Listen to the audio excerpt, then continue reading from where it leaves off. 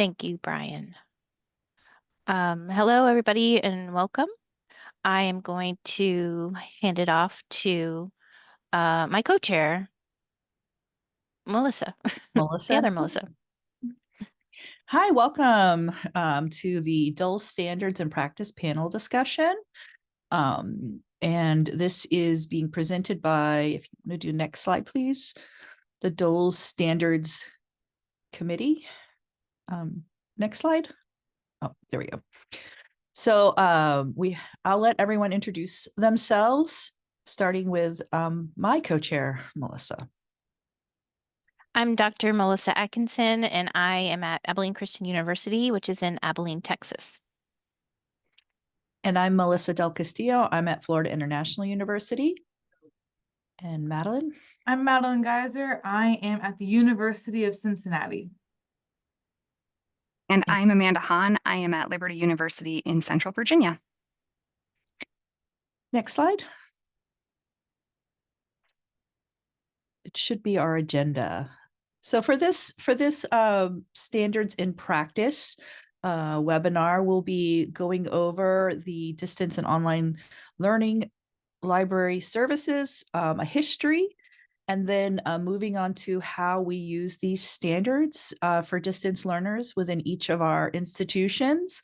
Then we'll speak on the DOLS Standards Toolkit and finally have time for Q&A. So if you'd like, you can either pop your questions into chat and we'll try to answer them, or if you'd like to wait till the end to the Q&A section, we'll also have time then to answer any questions. Okay, take it away, Melissa.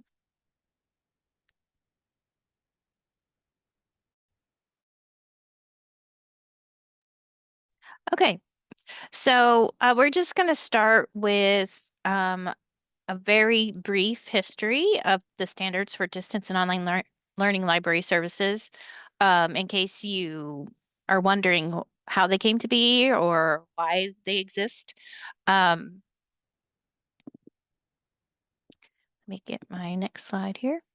First, well, before doing the brief history, I'm just going to go over the purpose of the standards. And they are intended for any member of an institution who is involved in the provision of services to distance and online learning communities. This document provides a means to foster cross-departmental communication and improve advocacy and offers a roadmap for strategic planning. So that's the purpose of the standards. And then just this very brief history, the process of creating guidelines, a precursor to the standards, started in 1963. And by 1967, the ACRL Guidelines for Library Services to Extension Students was put into place. There had been updates in 1981, 1990, and in 1998, the document was changed to the ACRL Guidelines for Distance Learning Library Services. And then there was an update in 2000 and 2004. And then in 2008, the language of standards were used instead of guidelines. And so in 2016, we have the standards for distance learning library services. It was updated again. And then in 2023, there was another update, standards for distance and online learning library services. And this document, the current one, is a little more streamlined than it has been. And that's what the standards committee worked on, making it more streamlined and a little more easier to use.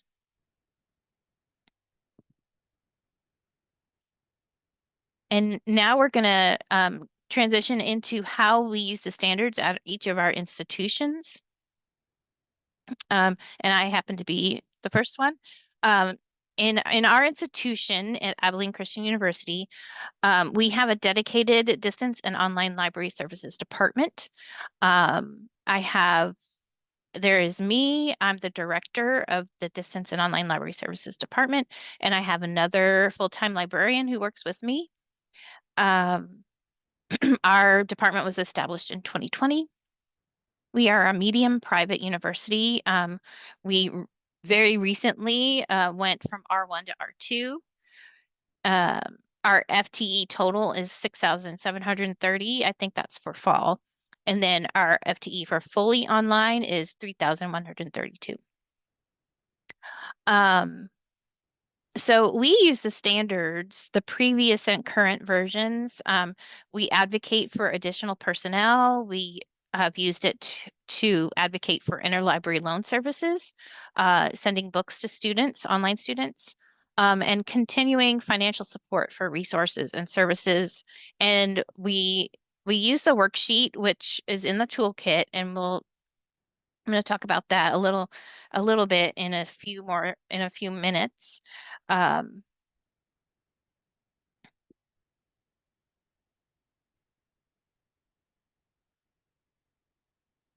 Um, we continue to advocate for additional personnel using our current standards as our online population continues to grow and exponentially. Um, and every year we use this worksheet um, to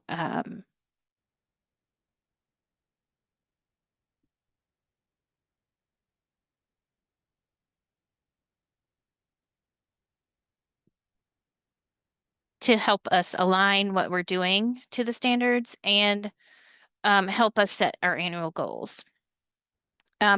I have written some white papers using the previous standards and the new standards for advocating for additional personnel, and those are available in the toolkit, which we will show you later on in this presentation. But what I want to show you, I made some screenshots. I don't know what the quality is. Hopefully you can see some of it. This is how we use the worksheet in our department. This is our current one that we've used. We did it in 2024. I think it was December. And we have the standard listed, and then we have the definition of the standard, and then the suggested benchmarks from the standards, and then how the standard is being met at our library, how we plan to improve, and then any additional notes that we need for ourselves. So we go through this worksheet every year so that it helps us kind of align with the standards, gives us an idea of what we're currently doing and maybe what we need to improve. And I think it really helps us determine some of the things that we need to work on and improve, and even things that we may be doing have a good handle on. I mean, it gives us that information too.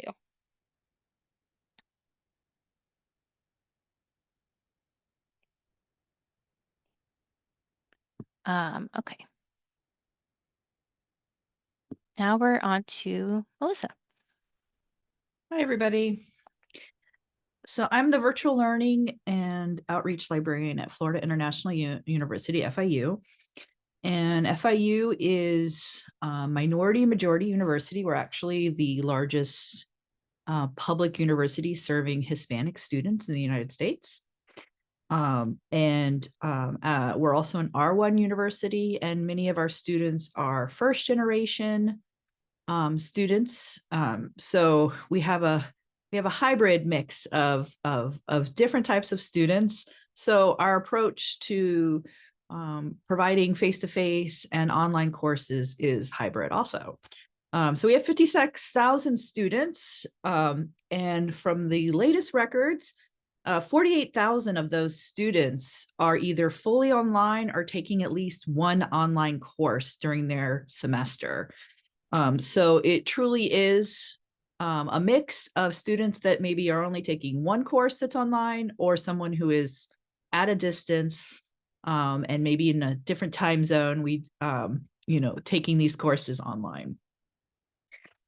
So I myself and the business and online learning librarian, we're the two designated online liaisons, but at our reference department, the liaisons will, for the most part, be in contact with their online constituents as well as their face-to-face stakeholders, student, staff, and faculty members. So most of my job is coordinating our virtual reference services and also the online offerings like the website and LibGuides. Next slide. I'm gonna go ahead, let's see.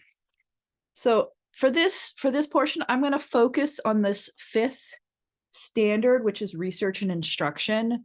And I use this to guide how I'm implementing services, whether that's facilitating during chat, live, or offline 24/7 in things like our FAQs and our LibGuides and other points of reference. So we also have online consultations, we have live chat, and we do instruction both in person and face-to-face and online. And we also offer research workshops via Zoom. So by focusing on making sure that our services and our offerings are geared towards distance learners, we actually make it more accessible to all of our students and faculty members.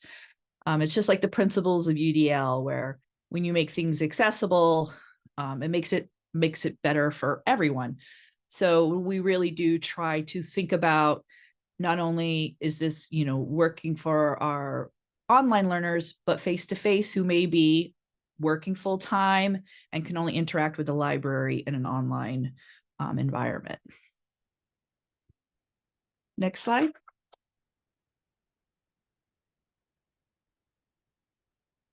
Okay, so I'm going to go through 3 parts of my of the virtual reference services that we offer at FIU.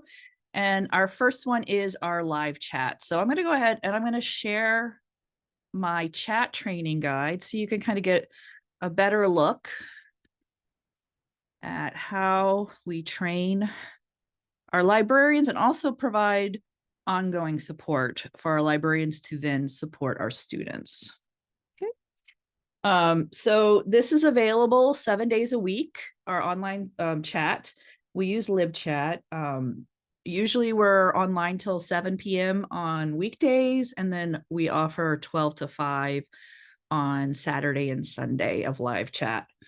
So the reason how we make it accessible for online learners is through a couple of different ways. So we, I have created canned messages. I think we have 80 canned messages. Sorry, I tend to overdo everything. But what that allows our chatters to do is when they're providing a resource, they can provide the steps to get that to that resource, and they can provide the URLs. Oh, the link is broken. Oh, wait, that's the wrong link. My apologies. Oh, which one is broken?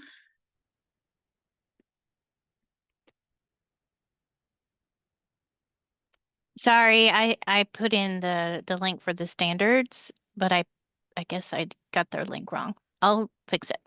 Oh, okay, no problem. We'll get that to you.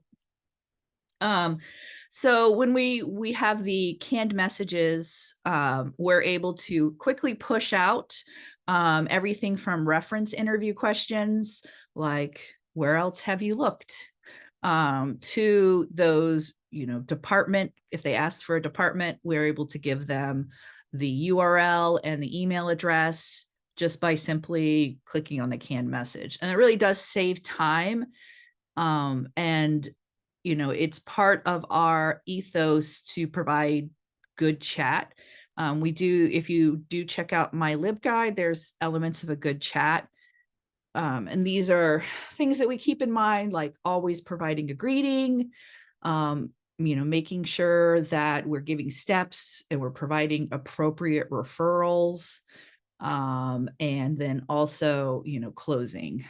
So that's our first line of defense is, if we can catch them in chat and be able to help them out. The second way that we assist distance learners is through our research guides. And this is a shift to 24/7 type strategies. I'll go ahead and share my LibGuide. And this is the training that I provide to those that are editing and creating guides. And within this guide, I do onboarding for new librarians, and then also ongoing trainings, usually during the intersessions of new features, new standards that we have incorporated. Most recently, a few years back, we did a big push for web accessibility. And I think it's very important, to think about the UDL principles when we're creating LibGuides, but having this consistency. And so within the LibGuides, if there is a resource that's being talked about, it needs to have a hyperlinked source. Also, if you have links in your LibGuides, they need to be annotated. That's another one of our standards. That way we're providing the best content for our student learners. And we have a rigorous process of reviewing LibGuides that are either created or if changes are being made in those LibGuides. And those really do, those may be some of our only point of contact with our online learners. If they are not visiting the library and they're not coming to chat, then a LibGuide that's featured in maybe one of their Canvas courses is really our point of contact with them. So when we have one of the standards for our LibGuides is if you're recommending a book, try to make sure that that book is the online version and linked to the library catalog so that it can be easily accessed from the site rather than giving them a call number that they would have to then somehow make it to campus to check out that book. So these are just some of the ways that we try to promote good practices for our distance learners in our LibGuides. Also things like making sure videos have closed captioning, making sure all of our images have alt tags for anyone that's using any kind of screen reader. But those things that make it more accessible to some, make it easier to access by all. That's kind of the mission and vision behind that. So our final way that we have contact with our distance learners is through our FAQs. So our FAQs are, let me go ahead and share that link so you can take a look.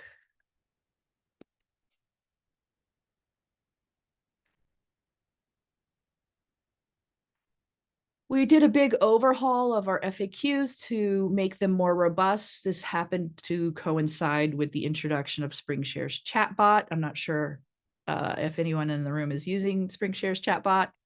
It does save us a lot of time, but one of the big ways that we had to make sure that the chatbot worked was to make sure that our FAQs worked. So our FAQs all have linking, media if possible. The headings are correct for screen readers.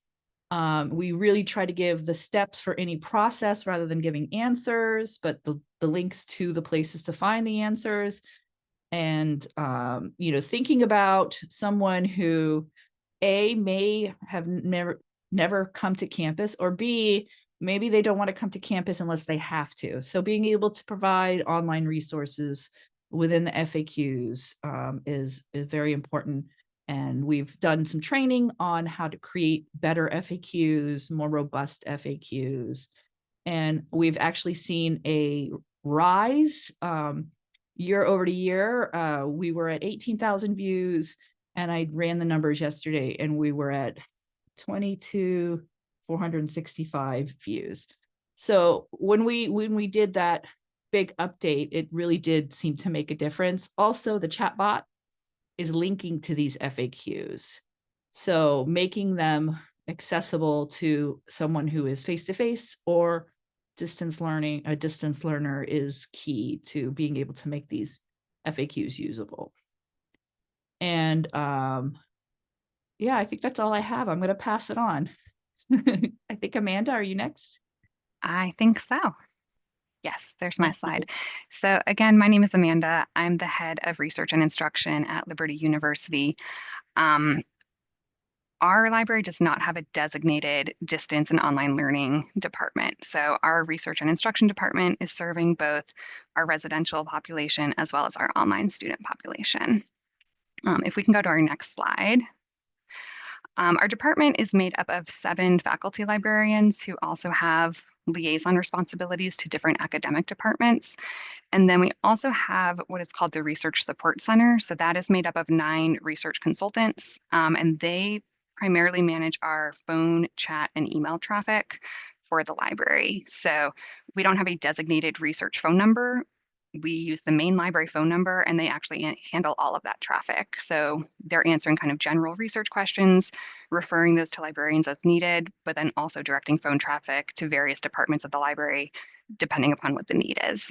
So that's kind of how the setup of our department is structured. So in addition to the phone, email, and chat, we do offer virtual appointments for our online students. We do that using Microsoft Teams. And that has really been popular in the last few years. We continue to see that increasing in use amongst online students. I think there's a lot of value in having this face-to-face meeting, even virtually, that's connecting students both to a librarian and to library services. So that's an exciting area for us where we're seeing students really engage with that. We are also maintaining LibGuides, updating video tutorials, providing live webinars, and maintaining FAQs, all available for our online students as well. So what I wanted to share a little bit more about was that I've worked for the library for almost a little over 10 years now. It goes fast. But I just stepped into my new role in July of 2024.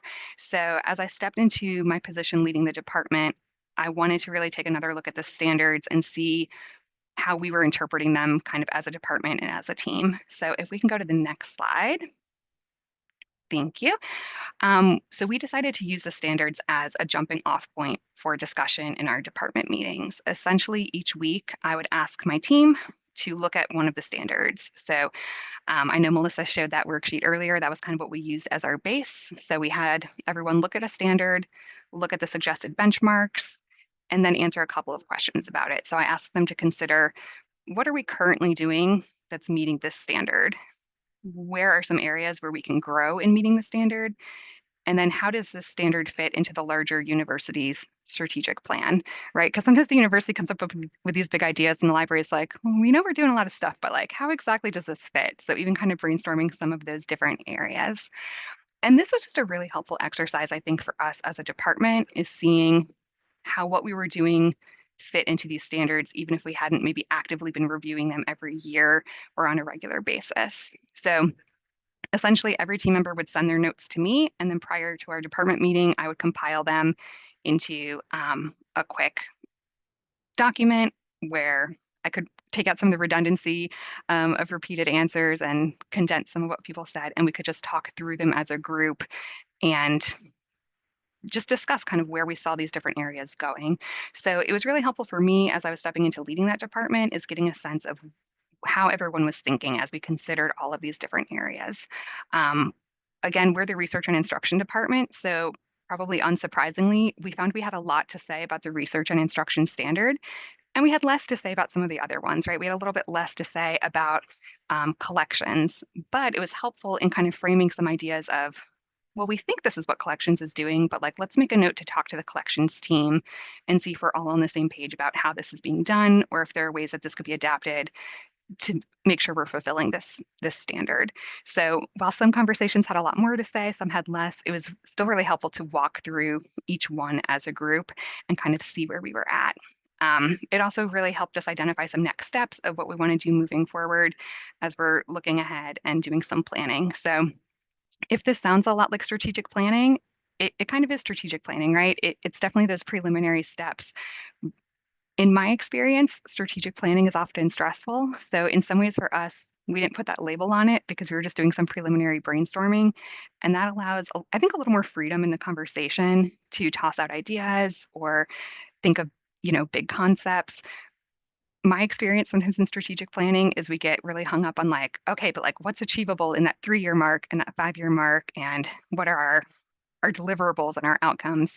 So it was really helpful for me to explore this in a way that was a little bit looser, but still gave us some ideas of where we would want to take this moving forward. And now we have all of those ideas ready so that when it's time to craft our next strategic plan, we've already laid a lot of that groundwork, which I am hoping will be helpful. So that was kind of my experience using the standards even just this semester. And now I will hand it off.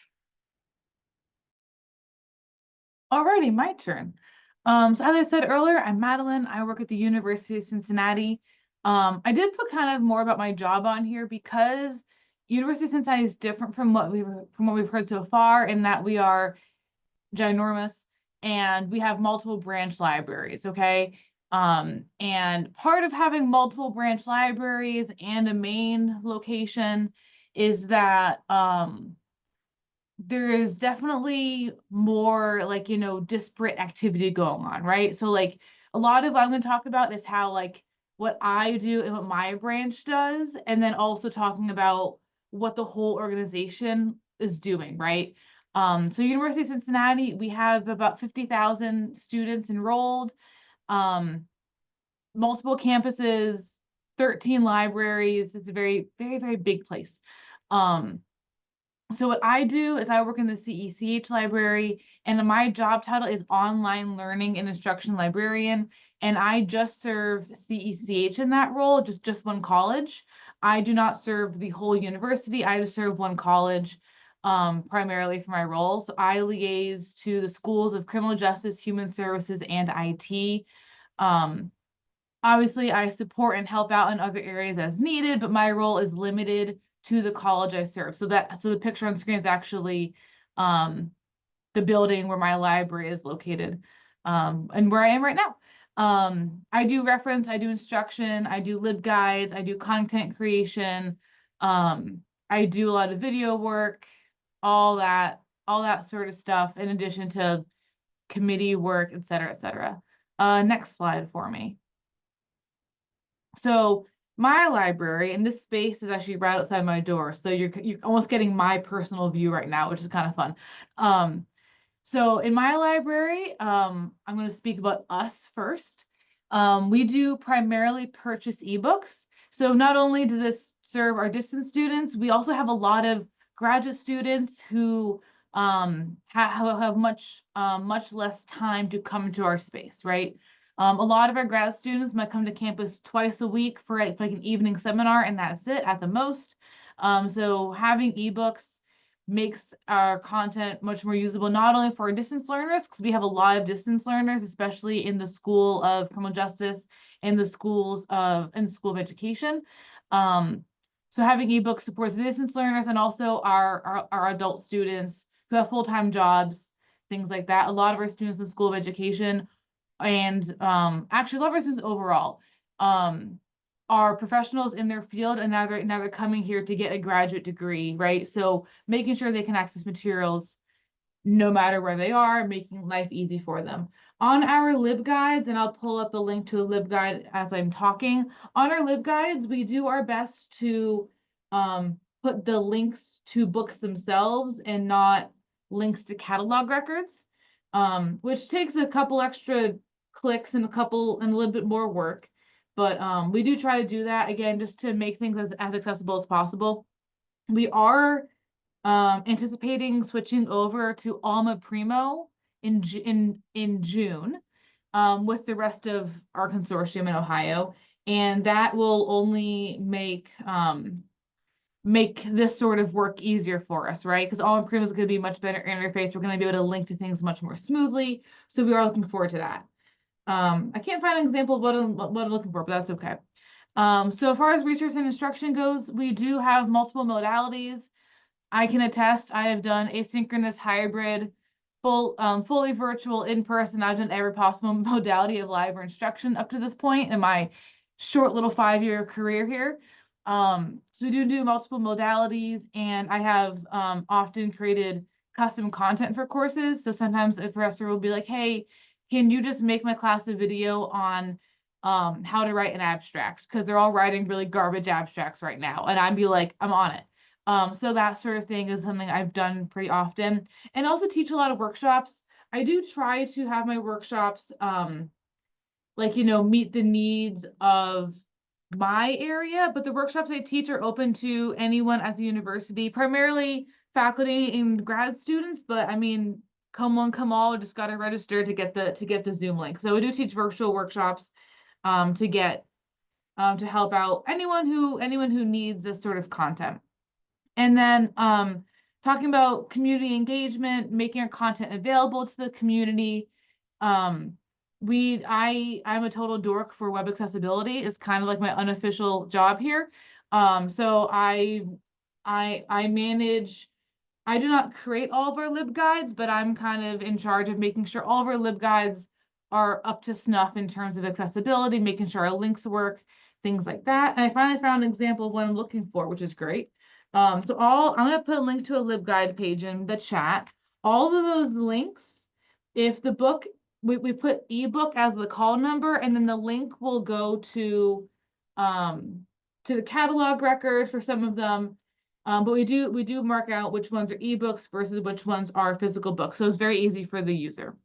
Our collections, we work very, very hard to have collections that they reflect our community, reflect our users, reflect the people our users will be interacting with. So in CECH, a lot of our library users are going to education, they're going into counseling, they're going into law enforcement careers, and those sorts of careers, you know, they interact with a broad spectrum of the population. So we try to make sure that our collections not only reflect the people who are using our library, but also reflect the people that will be that our users will be interacting with. So when your library serves a highly interdisciplinary fields, your collections are just run the gamut of every possible thing, which is actually pretty fun.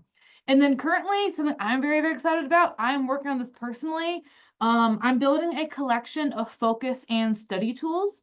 So this was kind of inspired by my own personal journey of getting diagnosed with ADHD and being like, wow, look at all these things I didn't know existed that would have helped me a lot growing up and in college. Who knew, right? So I wanted to create a collection of items that any student would benefit from, whether they have a diagnosis, whether they are suspicious of a diagnosis, whether they just like really hate noise and want a pair of earmuffs to wear, right?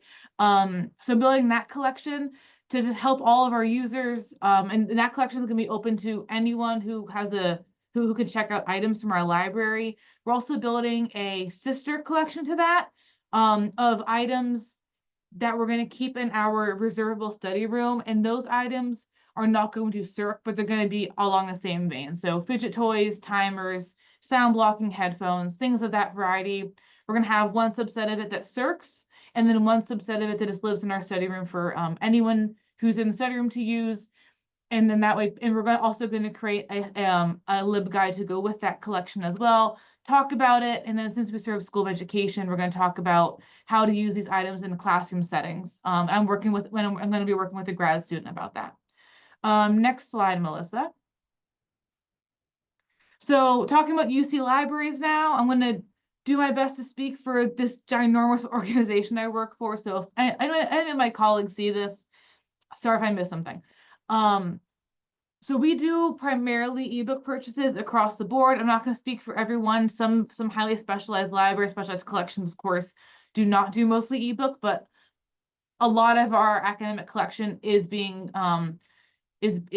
collected in the form of ebook at this point. We are kind of slowly transitioning to a more space-focused model rather than a collections-focused model, right? Following those trends. I'm not the only one that does workshops. A lot of workshops are taught by a lot of librarians, and they are virtual the vast majority of the time. Certain workshops, of course, are offered in person as needed. And I have some colleagues who have been, I should have put this on the slide. I have some colleagues who have been working on creating an open enrollment Canvas course that that has asynchronous workshop modules. So you can just like register for this one giant Canvas course, and then it's all organized. So if you want to learn about systematic reviews, searching, things like that, they have this all built out, which is great for a variety of learners, to get, distance learners and otherwise. We do have chat reference. I am one of the chat operators. I think there's like 12 of us or something like that have shifts Monday through Friday. And we all work very hard on chat reference, and we get a lot of distance learners, of course, but also get a lot of in-person users who are like in the library, like wondering where to find a certain item. And it's kind of fun to be like, well, I don't know where you are, so you gotta tell me where you are so I can help you. But we have very heavy chat reference usage here, which is great. And in addition to serving in-person users, distance users, adult learners, we also have a lot of commuter students. So a lot of these things also support our commuter students as well. For assessment, we track our assessment, we track our instruction in this giant spreadsheet thing for the whole organization. And among the things we track in there includes modality and different accessories. I think there's a different word other than accessories that I couldn't think of. I made this slide, but like videos, LibGuides, handouts, things like that. So we can easily see what's being used, what kind of modality is library instruction happening in. So that's always a really good metric to see how are we reaching our users, not just like, are we reaching them, but like, how are we reaching them? Are we reaching them via Zoom, via an asynchronous module, things like that. We also do our own internal tracking in my library as well, because we have a couple of different metrics that we like to keep track of. So we have our own tracking as well, but the whole organization keeps track of modality and, different accessories, because I can't think of the word I'm actually looking for. And then again, as far as community availability, community engagement, we recently opened up, I say we, UC Libraries recently opened up an accessible text space. Oh wait, I didn't put my other link in the chat. I'm so sorry. Ha ha ha. There's my first link with the LibGuides.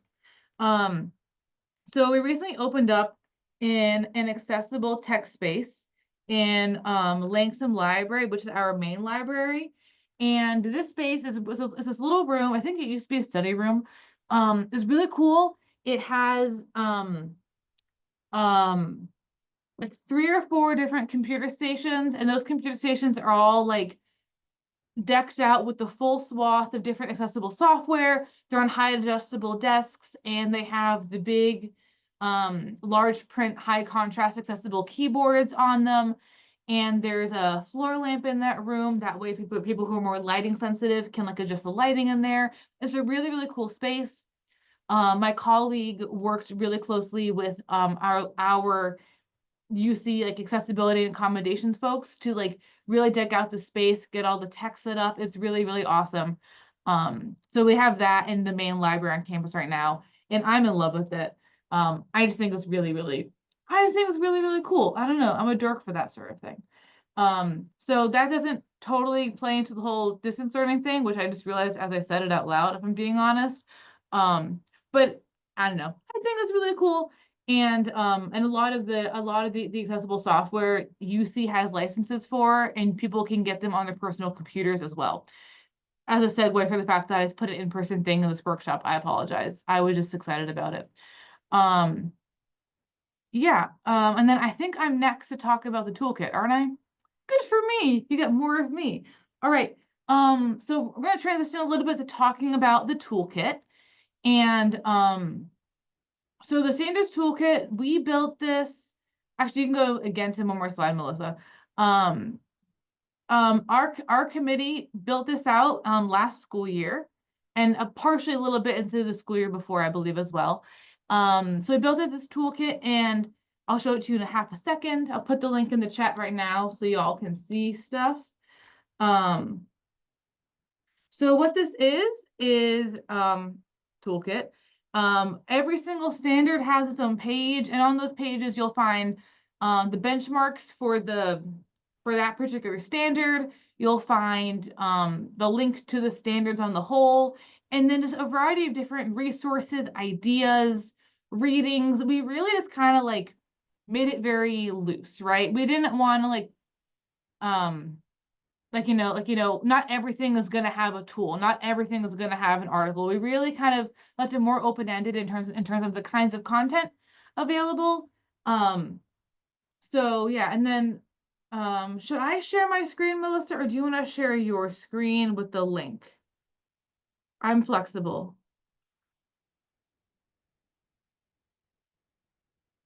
If you click on that, let's take a look. There you go. Nice. Yeah. So there it is. There's a toolkit. And I'm intimately familiar with it because I put it all online myself because I'm part of web as well. So for example, oh no, there we go. So if you click on research and instruction, for example, so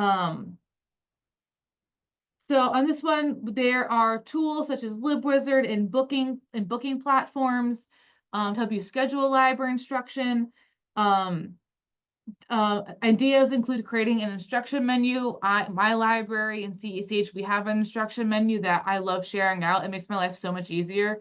And then readings and more. So we have the RUSA guidelines for reference, universal design for learning, different links like that. So every page is going to have it's going to have a fairly similar setup. Some have like more than others. Some have different like more readings or like less tools and things like that. It's kind of dependent on the standard.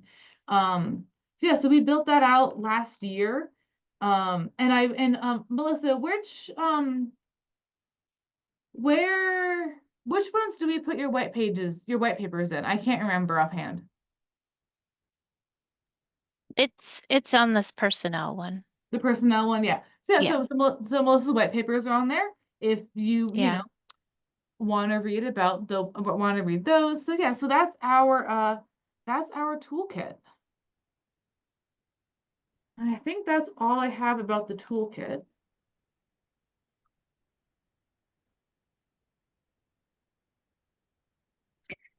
Yes, so I think we're coming back to me here as we kind of are finishing up. But as we pull those slides up, I'll just add that I love the toolkit because it's not overwhelming when you look at it. If you decide that you wanted to dig into one of these topics, you could be digging around a long time in the literature, right, about diversity or accessibility. And there's so much great information out there. So sometimes it's nice to have a starting place where we can say, here are a few resources that are highlighted and using those to kind of build out your initial practice and then go deeper. So I have found that a helpful tool for me. Um, we do want to open this up for Q&A if anyone has questions for any of the panelists about anything they've shared up to this point. So we welcome those in the chat. If you don't have a question, we would love for you to answer ours, which is how are you currently using the standards? Or what do you hope to do using the standards in your own practice? So you can either answer that for us. We would love to see what you're doing as far as the standards. But if you have any questions for us, you are also welcome to put those in the chat and we'll try to answer those as best we can.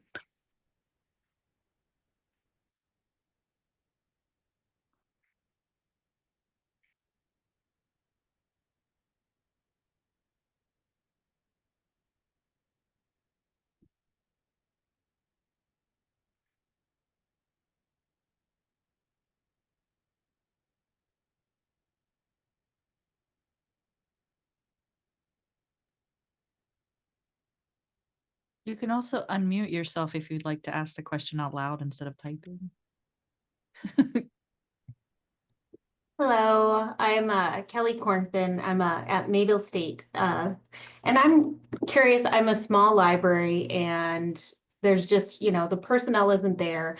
I've noticed that some of the LibGuides, some of the videos that I've created get such little views that I've ended up when it's time to redo the video, I just don't because there wasn't enough usage. So what do you, we've also canceled our chat. We had the chat, thing going and found that students prefer our email just seems to be doing just fine. So what are your like usage statistics and how close of an eye do you keep on them to see what you should be going and the directions you should be taking? It's a great question, and I'm sure something that all of us have come across with different resources at different times. There's a few different things you mentioned. So as far as video tutorials, we have had best success when we've worked directly with faculty to embed those within the LMS. So having them somewhere where we can have an embed code that we give the professor that they put directly within a course. So really trying to strategically put them point of need, where students are likely to find them, because they're not always just like browsing the library website, like maybe I'll stumble upon a video tutorial. Although I spend a lot of time making them, so like I would love it if that happened. So that's one thing that we've done that we've seen have a good impact on our video usage, also embedding them directly within LibGuides, because we found that our students were used to going to LibGuides to find information. So just putting the videos there, again, that easy point of access was helpful for us. Does anyone else have any additional thoughts? I'll add a couple things to that. Similarly, yeah, we try to do point of need as much as possible, and like, you know, trying to figure out, like, you know, which videos are actually being watched, which videos do we have in popular LibGuides, things like that. And then also what we did was on my library's homepage, because again, branch library at a large institution, caveat, caveat, caveat. There's a little drop down that says key library resources for students. And in that little thing, we put a link to our instructional videos, because they're all in like one like playlist type thing. So we put that, you have to log in to see it, unfortunately. But we put a link there to make it really, really easy for folks, which has been great. And then one of our most popular videos actually is a video that helps people figure out how to access the database, because one of our databases just makes everyone do it wrong if you don't know the exact right way to do it. So so a lot of our videos are actually in LibGuides explaining how to use a resource. And those are some of our most watched videos. We keep them nice and short and sweet. But as far as which ones to edit, if they're not being used, we just don't edit them. They do take time to make, but it's kind of like a trial and error situation in my opinion. And I'm the one making most of the videos, so I can like relate to like the feeling of like my labor didn't matter sort of problem. We have what we call the information literacy toolbox, and it's linked from our website. And one of the pages is a collection of our YouTube videos. I'm not sure if you have a YouTube video channel for your library. That was something that actually helped us. And whenever anyone signs up, there is, you know, a link to recorded videos from our workshops. We have workshops called Work Smart Library Workshops. Sorry about that. And we have a session on AI tools. That one's always very popular. So sometimes that's a hook, or this is the one that is for creating references and citations. And then once we, you know, get them there, then we're sending out information that also has links to our other videos on that, and including that in our LibGuides. But it is really hard to gauge, you know, where our point of contact is. And it's also hard to organize all the statistics without driving yourself crazy, right? You know, and you know, post-pandemic, like, rules kind of went out the window. So you really do have to kind of, I hate saying to create a survey, but it really did help us. We were having some issues when we started our chat bot, of people getting dropped. It would show that they came on, they asked the chat bot, and they didn't do anything, and they just left. So we made a concerted effort to create a survey that inquired why they left the chat session. And the answer was surprising. It was actually a SpringShare issue. The SpringShare, when it displays it, it says that the person was dropped, but really they got their answer and they just left. So, you know, sometimes it's kind of like you need a tiny bit of a deeper dive to like figure out how users are interacting with your services. But we are very lucky to have someone who is really obsessed with assessment, who loves making surveys.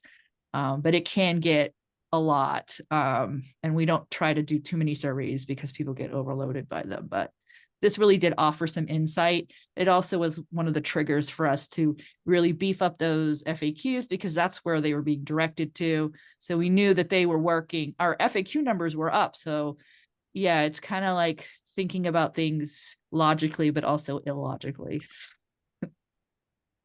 I wanted to add a little bit about the chat.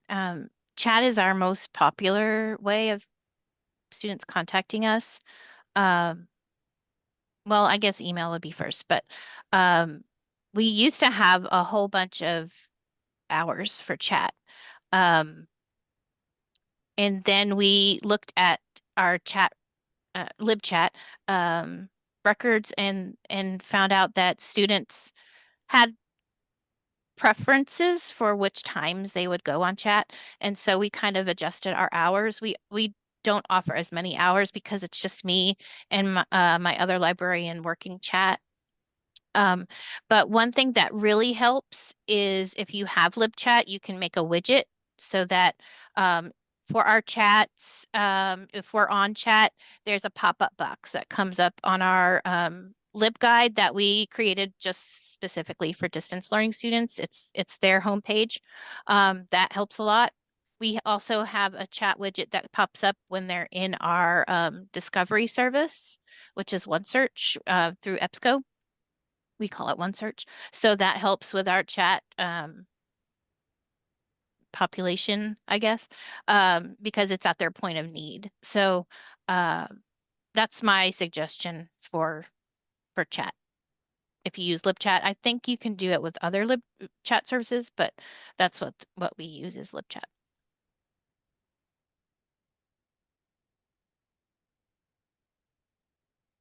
And then I did want to touch on, I saw a question that someone sent in about how to join our wonderful group here. So I believe that would just be volunteering through ACRL for a committee appointment. So we are the Distance and Online Learning Services, and we're the Standards Committee. Is that open currently? I don't remember. The volunteer form closes on Friday, I believe. Hope is giving you the thumbs up. Yes. I don't know what day of the week it is. Yeah, the form closes on Friday. I do. Oh, question from. I'll read this out loud. Question from Melissa Atkinson. You mentioned I cannot pronounce words, homepage for distance students, a LibGuide homepage, thank you. You mentioned a LibGuide homepage for distance students. How does it differ from your main library homepage? We struggled with this in providing personalized info from for our distance campuses. So yeah, Melissa Atkinson. Oh, she linked it. What a hero. Yeah, I linked our, we call it the Distance Learning Portal. That was a name that we created in 2015. And by the time everything switched over to just online, the word online, it had already been established and in courses. And so we're keeping the name Distance Learning Portal. And in courses, we call it the ACU Library Distance Learning Portal. Anyway, it differs from our main library page. I will give you a link to that as well. The main library page is basically something that we use for on-campus students. So the first link is our distance learning portal, which we created specifically for online students. And then the next link is for the main library page. And are any of you embedded in your campus LMS? Yes, we have a menu item in our Canvas that says online library, and it goes directly to the distance learning portal. It took us a long time to get that, but now we have it.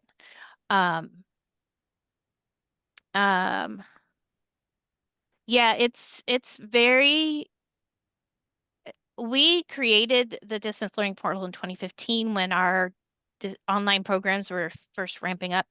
And it's been really helpful because we can curate it for our online population. And we use LibGuides, so we can update it whenever we want. I don't know if you've noticed the other library homepage is controlled by marketing. And so when we need to make updates, it's very difficult to make those updates on that page. So that's why we went to the LibGuide format. And we kind of try to make it look like a website instead of like a LibGuide. So anyway, if anyone has any other questions, you can let me know. I'm going to respond to the part of being embedded in the campus LMS. So we have Canvas here at UC, and LibGuides as an LTI, I think is what it's called. There's too many abbreviations in academia. But there's an LTI that puts a library resources button like in the nav bar in Canvas courses, and then the librarians can put metadata into their LibGuide to control where it appears in Canvas. So I can control which Canvas courses show which LibGuides behind that button without needing any Canvas access whatsoever. So we've been using that, and it's really, really easy to use. Like once you know how it works, it's like very easy, very low maintenance. So now I personally manage this for CECH Library.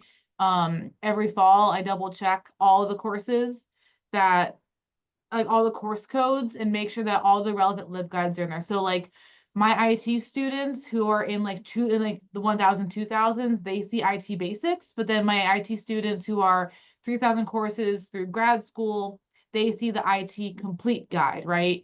And then same thing for education, our lower level students see ed basics, our higher level students see ed complete, and I can just control this with a very, very simple metadata bit. So we use that here. We only got it a couple years ago. It's been amazing. It also puts out really, really good stats. So you can easily see which guides are getting the most use in the LTI. And we like seeing who wins every year. It's normally either IT, nursing, or business. One of those three wins every year with LTI clicks. Not that we're competing, but we kind of do. I know we're coming right up on the end of the hour, so I hate to cut it short as we're getting into some really great ideas that we can all kind of take away from. But I do want to thank everyone for their time in joining us today and just kind of participating in our webinar. So thank you all. If you have any additional thoughts or questions, you're welcome to reach out to myself or anyone from our team here. We would love to chat with you more.